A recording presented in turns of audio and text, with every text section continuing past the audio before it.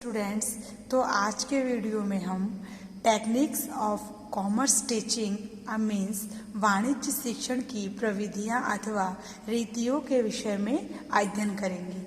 तो स्टूडेंट्स चलिए स्टार्ट करते हैं।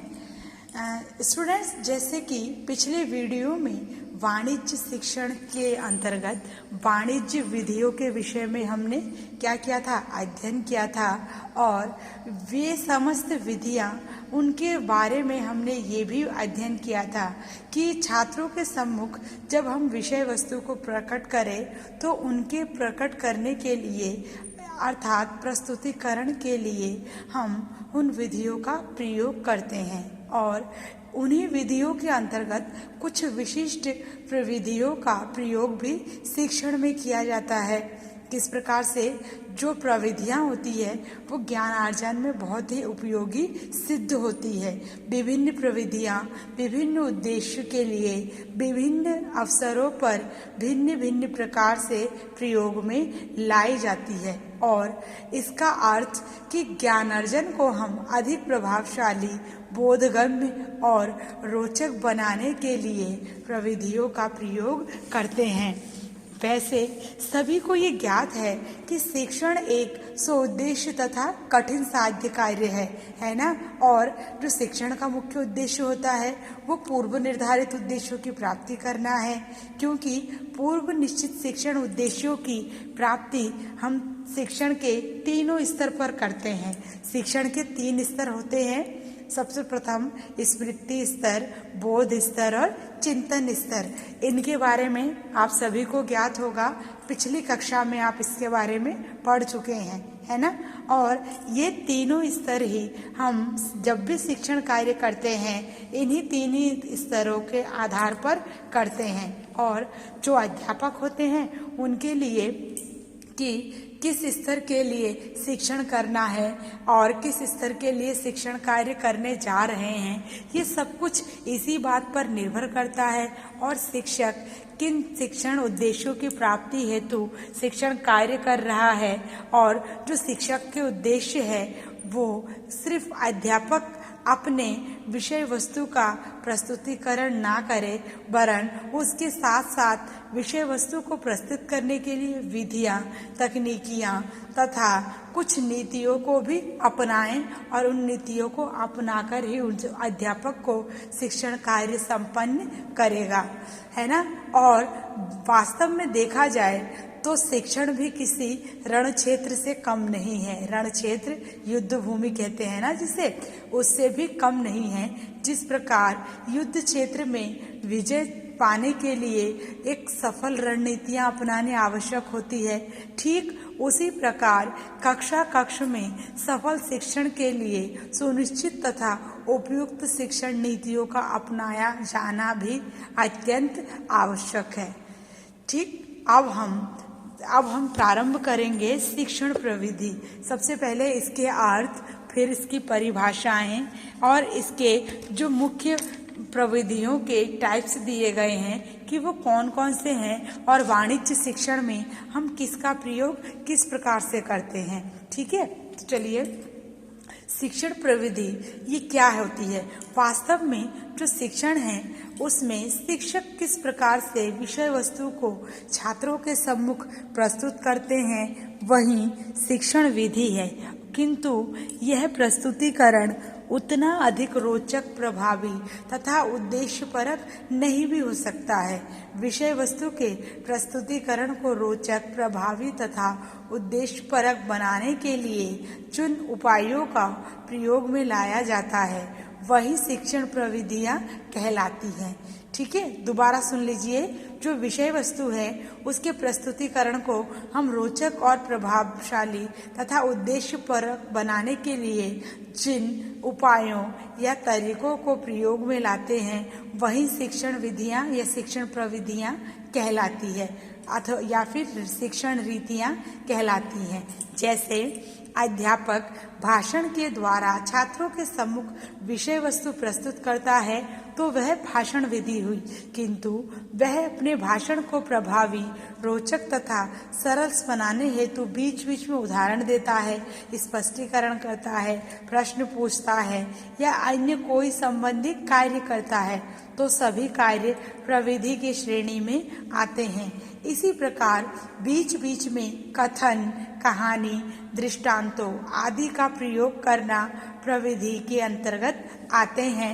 संक्षेप में कह सकते हैं कि प्रविधि विषय वस्तु के प्रस्तुतिकरण का ढंग है और जो प्रविधियां हैं वो प्रस्तुतिकरण को प्रभावी बनाने के साधन भी हैं। जहां वाणिज्य शिक्षण में हम अनेक शिक्षण प्रविधियों का प्रयोग शिक्षक के द्वारा किया जाता है, जिससे शिक्षक वाणिज्य शिक्षण को अधिक प्रभावशाली और रोचक ढंग से छात्रों के सम्मुख प्रस्तुत कर सके। तत्पश्चात शिक्षण प्रविधि की परिभाषाएं। ठीक है, अब परिभाषाएं क्या है? जो कुछ विचारक थे उन्होंने अपने शब्दों में व्यक्त किए हैं इस प्रकार से।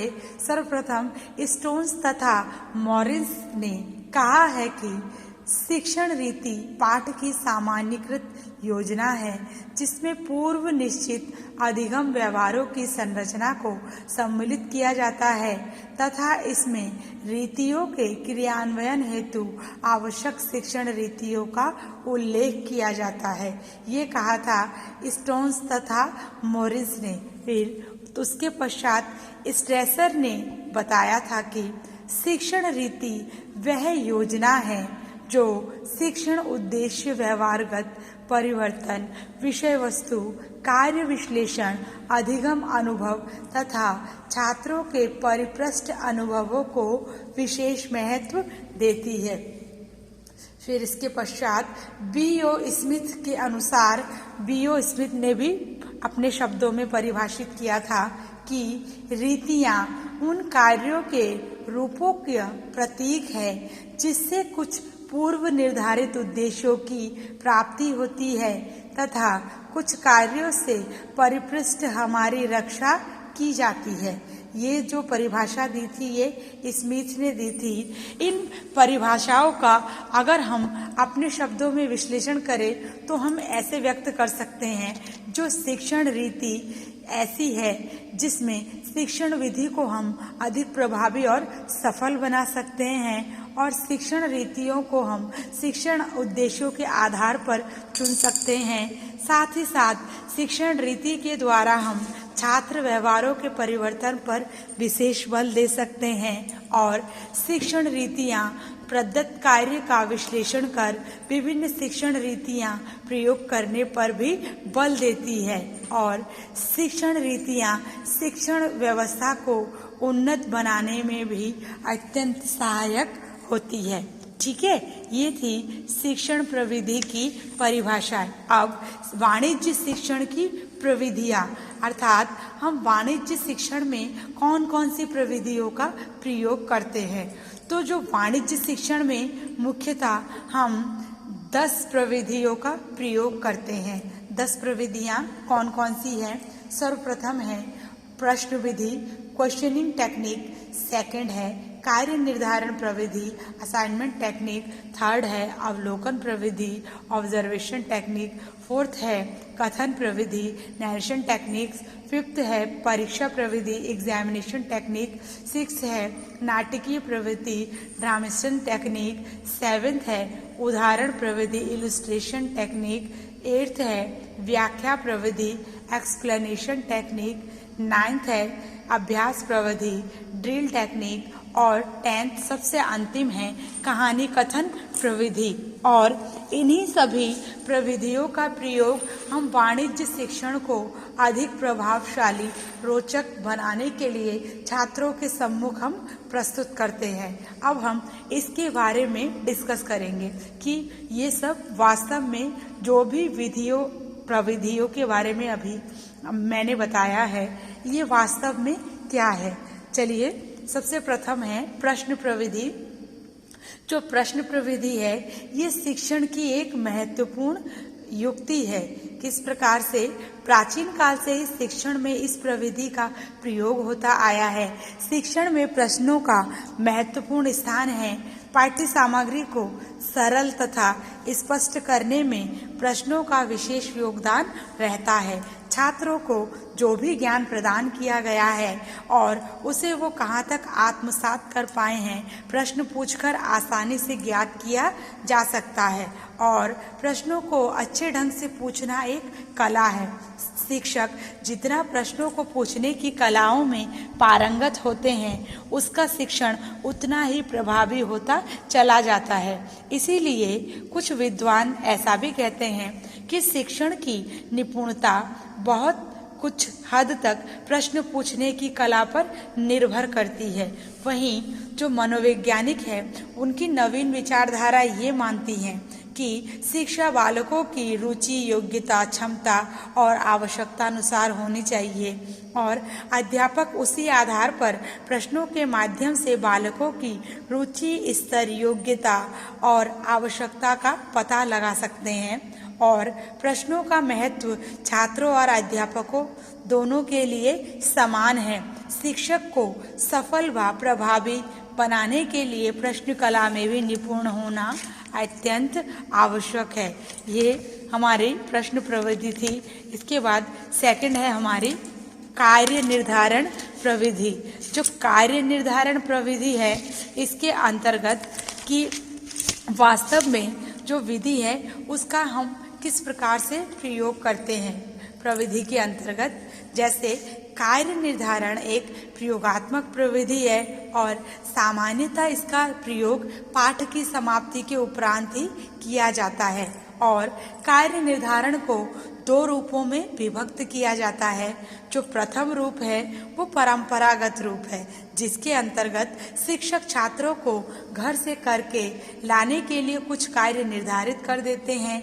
आजकल हम इसे गृह कार्य के नाम से तो पुकारते हैं, होमवर्क कहते हैं ना। द्वितीय जो रूप है वो आधुनिक रूप है। इसके अंतर्गत घर से करके लाने के लिए कोई कार्य नहीं दिया जाता, वरन विद्यालय समय चक्र के अंतर्गत ही निर्धारित कार्य को पूरा करने के लिए विशेष कालांश की व्यवस्था होती है और छात्र इस कालांश के अंतर्गत अध्यापकों की देखरेख में निर्धारित कार्य को पूरा करते हैं। इसे ही कार्य निर्धारण की एक प्रयोगात्मक प्रविधि मानी जाती है। इसके पश्चात है अवलोकन प्रविधि। अवलोकन प्रविधि जो अवलोकन है, ये भी ज्ञानार्जन का एक सुबोध और प्रभावशाली साधन है, जिसके द्वारा छात्र स्वयं क्रियाशील रहकर किसी वस्तु या तथ्य का पता लगा सकते हैं। जो ज्ञान बालक अवलोकन के द्वारा प्राप्त करते हैं वो स्थायी होता है, क्योंकि वाणिज्य शिक्षण में अवलोकन प्रविधि द्वारा जीवन के निकट संबंध स्थापित करने में सहायता मिलती है और अवलोकन द्वारा प्राप्त किया गया ज्ञान ठोस और स्पष्ट होता है। वास्तव में अवलोकन द्वारा वाणिज्य का प्रयोगात्मक ज्ञान प्राप्त हो जाता है। यद्यपि यह प्रविधि अध्यापक वर्ग ही कम उपयोग में लाते हैं, तथापि इस प्रविधि द्वारा वाणिज्य शिक्षण में बड़ी सुगमता होती है, क्योंकि इस प्रविधि में जो अध्यापक होते हैं वो छात्रों के समक्ष ऐसी परिस्थिति उत्पन्न करते हैं या ऐसी परिस्थिति में ले जाना चाहते हैं जो वाणिज्य के सिद्धांतों को व्यवहारिक रूप दिखा सके।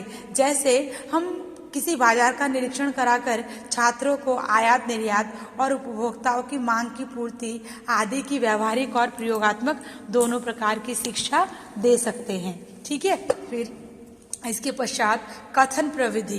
कथन प्रविधि विषय वस्तु के संगठन के अभाव में, अज्ञानतावश या संबंधबद्धता के अभाव में जब छात्र अध्यापक द्वारा पूछे गए प्रश्नों का संतोषजनक उत्तर नहीं दे पाते या किसी तथ्य को उचित मात्रा में नहीं समझ पाते, तब अध्यापक कथन का सहारा लेते हैं। कथन के द्वारा अध्यापक छात्रों के लिए विषय वस्तु का संगठन करता है, उसके पूर्व ज्ञान का नवीन ज्ञान से संबंध स्थापित करते हैं तथा उन्हें नवीन ज्ञान प्रदान करते हैं।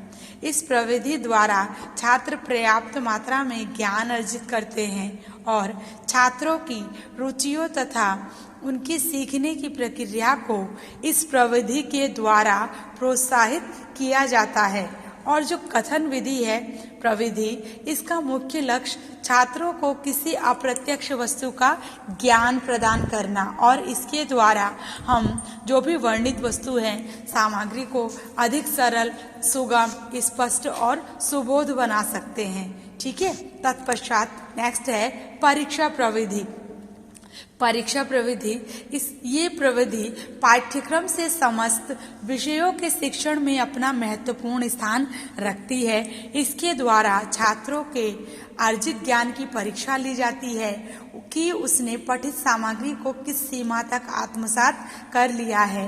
शिक्षक इसके प्रयोग में लिखित तथा मौखिक प्रश्नों की सहायता लेता है और इसका सबसे प्रमुख लाभ यह होता है कि शिक्षक को अपने पाठ की सफलता का ज्ञान हो जाता है तथा छात्र भी अपनी कमियों को जान लेते हैं और उन कमियों को जानकर उनको दूर करने का प्रयास करते हैं। ठीक है।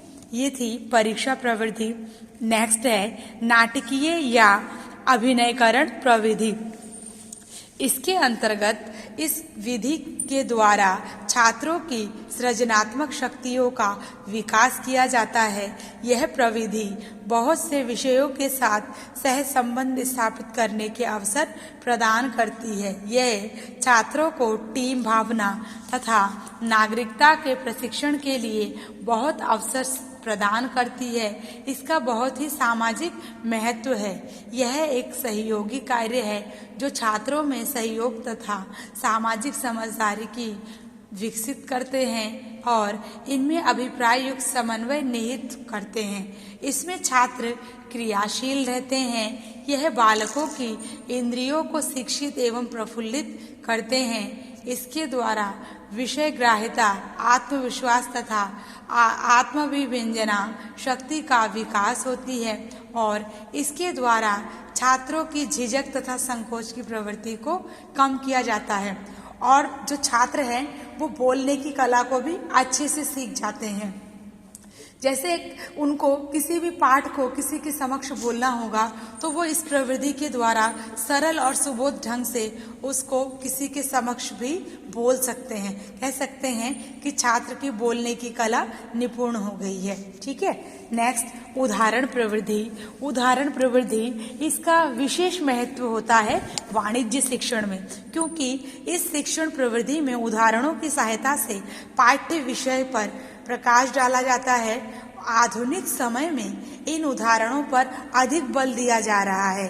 जैसे छात्रों के दैनिक जीवन से संबंध रखते हैं तथा जो अध्यापक होते हैं वो छात्र के बारे में समस्त जानकारी रखते हैं और छात्र भी क्या करते हैं, उनसे परिचित होते हैं। अतः उनकी सहायता से कठिन और अज्ञात विषय को सरल और रोचक ढंग से छात्रों के समक्ष रखा जाता है, जिससे वे सरलता पूर्वक अपेक्षित विषय का ज्ञान ले सके और क्या कर सके, इस विषय को वो ज्ञान लेने के साथ साथ उनको रोचक ढंग से प्रस्तुत कर सके। अप्रत्यक्ष और सूक्ष्म तथ्यों को उदाहरणों की सहायता से प्रत्यक्ष और मूर्त रूप दे दिया जाता है। इससे छात्रों को समझने में कठिनाई नहीं होती है। ये जो विधि है वो मनोवैज्ञानिक विधि मानी जाती है और इसमें छात्रों की बुद्धि को विचारात्मक तथा चिंतनशील बनाने की शक्ति भी सम्मिलित की जाती है। उदाहरण प्रविधि से क्या होता है, उदाहरण प्रविधि से ना छात्रों का मानसिक विकास भी होता है और जो उदाहरण प्रविधि है इसके द्वारा हम दो प्रकार से उनके समक्ष उदाहरणों का प्रयोग कर सकते हैं। एक हम मौखिक उदाहरण और प्रदर्शनात्मक उदाहरण। जैसा हमने उनको मौखिक रूप में किसी भी वस्तु के बारे में उदाहरण दिया और द्वितीय हम कभी कभी उन मौखिक उदाहरण की जगह प्रदर्शनात्मक उदाहरण का हमने प्रयोग किया, अर्थात हमने उनको चित्र, मानचित्र, रेखा चित्र, ग्राफ के माध्यम से दिखाया। और ये भी है कि उदाहरण चाहे मौखिक हो या प्रदर्शनात्मक हो, छात्रों के लिए वो महत्वपूर्ण होते हैं, क्योंकि उनके सामने वो विषय किस प्रकार रोचक और प्रभावशाली बनकर उनके समक्ष प्रकट हो रहे हैं, इनसे उनके विचारों को भी प्रगाढ़ता मिलती है और साथ ही साथ वो अपने विषय का ज्ञान कई प्रकार से अर्जित करने में सक्षम हो सकते हैं। इसके पश्चात है व्याख्या प्रविधि। व्याख्या प्रवृत्ति, कभी कभी ऐसा होता है कि जो विषय वस्तु होते हैं उसको सरल, सुगम तथा बोधगम्य बनाने के लिए अध्यापक को विचारणीय के साथ साथ व्याख्यान प्रविधि का भी सहारा लेना पड़ता है। सामान्य विधि से छात्र किन्हीं किन्हीं स्थलों पर विषय वस्तु को आत्मसात करने में असफल होते हैं। कहीं कहीं कोई भावात्मक स्थल आ जाते हैं या कहीं पर कोई कठिन स्थल आ जाते हैं, लेकिन विषय वस्तु जहां आ जाती है तब इन स्थलों पर अध्यापक विषय वस्तु को व्याख्यान के माध्यम से अपने छात्रों को समझा सकते हैं। और क्योंकि व्याख्या है तो व्याख्या किसी भी विषय को सरलतम एवं अधिकतम रूप से प्रस्तुत करने की एक कला है। परिणाम स्वरूप जब व्याख्या करते हैं तो व्याख्या के समय अध्यापक छात्रों को सरलतम भाषा में अधिक से अधिक विषय वस्तु के बारे में बताते हैं और व्याख्या के द्वारा प्रस्तुत विषय वस्तु को स्पष्ट किया जाता है। और व्याख्या करते समय अध्यापक का उद्देश्य अपना पांडित्य प्रदर्शन करना नहीं होकर विषय वस्तु को सरलतम रूप से प्रस्तुत करना होना चाहिए। ये है व्याख्यान प्रविधि। इसके पश्चात है जो हमारा अगला था कि व्याख्यान प्रविधि के पश्चात बताया था अभ्यास प्रविधि। अभ्यास प्रविधि इसका भी बहुत महत्व है।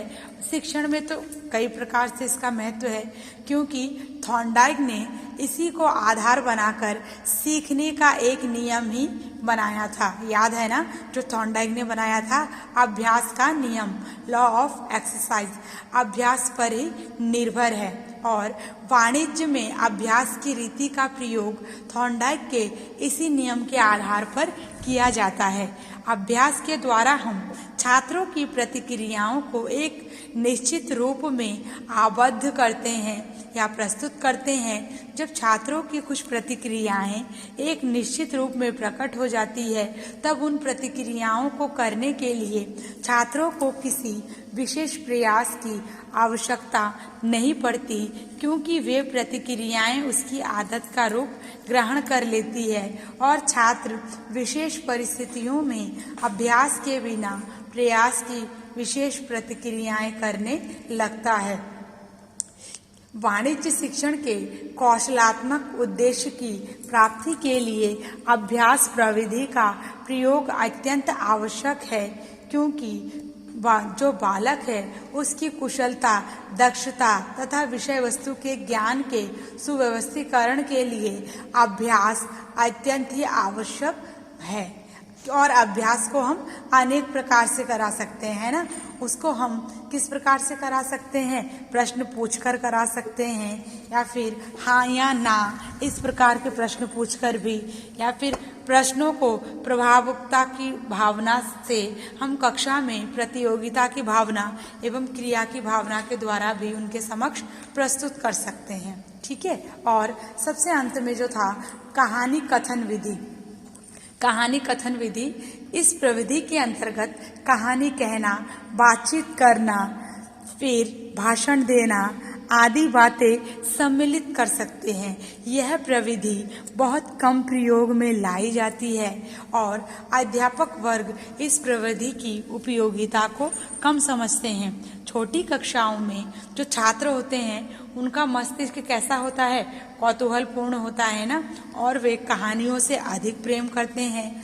अतः उन्हें कहानियों द्वारा शिक्षा दी जानी चाहिए। और वाणिज्य में उद्योग, व्यवसाय, जीवन स्तर आदि ऐसे प्रकरण हैं जिनको कहानी कथन से बालकों को समझाया जाता है और कहानियों का संबंध पाठ्य विषय तथा दैनिक विषय के जीवन से होना चाहिए और ये रीति मनोवैज्ञानिक है। और जो कहानी कथन प्रविधि है इसका प्रारंभिक और निम्न कक्षाओं के लिए उपयोग होता है, क्योंकि जो जूनियर हाई स्कूल की कक्षाएं होती है वहाँ पर जो बालक होते हैं उनका मानसिक स्तर इतना कम विकसित होता है कि उन्हें अन्य शिक्षण प्रविधियों से पर्याप्त लाभ नहीं हो पाता। उन्हें कहानी कथन प्रविधि से अधिक लाभ प्राप्त हो सकता है। और यदि कहानियाँ सभिप्राय होती है तो अध्यापक उनके द्वारा आर्थिक विषयों से संबंधित तथ्यों को भी स्पष्ट कराते जाते हैं, तब इससे पर्याप्त लाभ प्राप्त होता है। ठीक है, इस प्रकार हम ये कह सकते हैं कि वाणिज्य शिक्षण के अंतर्गत उसको और भी अधिक सरल, रुचिकर और प्रभावशाली बनाने के लिए हमें इन शिक्षण प्रविधियों का प्रयोग करना चाहिए और इन्हीं शिक्षण प्रविधियों के द्वारा हम वाणिज्य शिक्षण को और अधिक रोचक रूप में छात्रों के समक्ष प्रस्तुत कर सकते हैं, क्योंकि छात्रों का सर्वांगीण विकास भी इन्हीं के द्वारा किया जा सकता है। और जैसे जैसे परिस्थितियां होंगी, जैसी आवश्यकताएं होंगी, हम उन्हीं के अनुसार इन्हीं प्रविधियों का प्रयोग करके शिक्षण कार्य को संपन्न करेंगे। ठीक है, ओके, थैंक यू क्लास।